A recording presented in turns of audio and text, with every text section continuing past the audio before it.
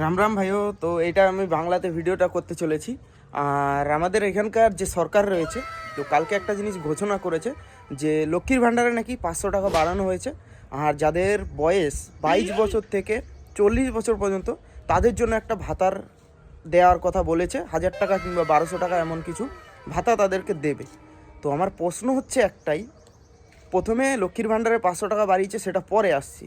যাদের 22 বছর বা 40 বছরের মধ্যে বয়স, যাদের আমি 40 ধরছি না, আমি 30 ধরছি, কারণ 28 বছর পর্যন্ত এসসি এসটিদের কিন্তু চাকরি পাওয়ার বয়স থাকে, ছাড় থাকে, ঠিক আছে। আর সেইখানে তাদেরকে ভাতা দেওয়া হচ্ছে।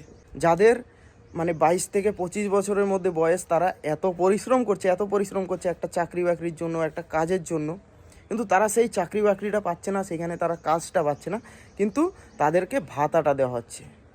তো ভাতাটা দিলে তাদের সংসারটা চলবে না। ওই 1000-1200 টাকায় কারো সংসার চলে না এখন। তো দেখো, ওই ভাতা ভুতা দিয়ে মানে একাকার অবস্থা, মানে হাস্যকর ব্যাপার করে ফেলছে। একটা 22 বছর 25 বছরের ছেলে, তাদেরকে 1200 টাকা করে ভাতা দিচ্ছে। তারপরে আসি লক্ষ্মীর ভাণ্ডার। লক্ষ্মীর ভাণ্ডার নিয়ে 500 টাকা বাড়িয়েছে। মহিলারা খুব খুশি, নাচানাচি করছে, হোলি খেলছে, আবির খেলছে, হোলিই খেলে ফেলেছে, আবির আর কি, হোলি খেলছে। তো তারা খুব খুশি যে 500 টাকা বাড়িয়েছে আমাদের এখানকার সরকার। তো একটা কথা বলি, তাদেরকে যারা এই যে আনন্দ ফুর্তিগুলো করছো, এগুলো তো কিছুদিনের জন্য। তোমার বাড়ির ছেলে মেয়ে যখন তোমার কোনো কাজ পাবে না, কোনো চাকরি বাকরি পাবে না, তখন তোমাদের এই 1700 টাকা কিংবা ওই 1600 টাকা লক্ষ্মীর ভাণ্ডার নিয়ে চলে যাবে। তো কথা হচ্ছে আমার সেইটা।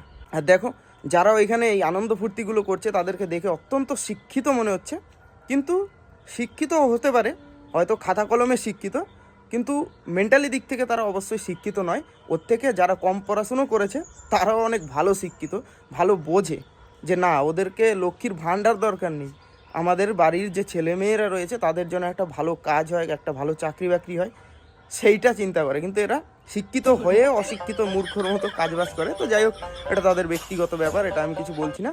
তবে আমাদের এখানকার লোকের একটাই চিন্তাধারা এসে গেছে যে ভাতা দাও, ভাতা দিলেই আমরা খুশি, আমরা ভাতা নিয়েই খুশি। যাই হোক, হাস্যকর ব্যাপার। মানে একটা ছেলে মেয়ের চাকরি বাকরি হচ্ছে না, সেই দিকে কোনো ধ্যান নেই। এত মানে শিক্ষিত মাস্টার মশাইদের আমাদের চাকরি বাকরি চলে গেছে, সেই দিকে ধ্যান নেই।